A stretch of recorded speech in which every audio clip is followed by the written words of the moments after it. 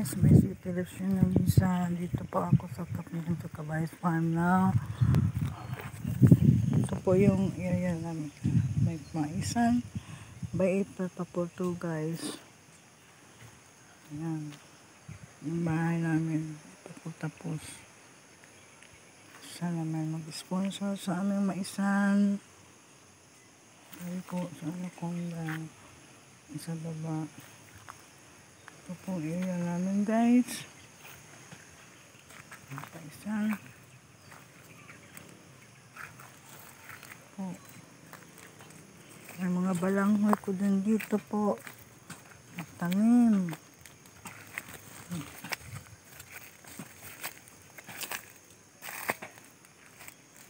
Kasi balanghoy yan guys.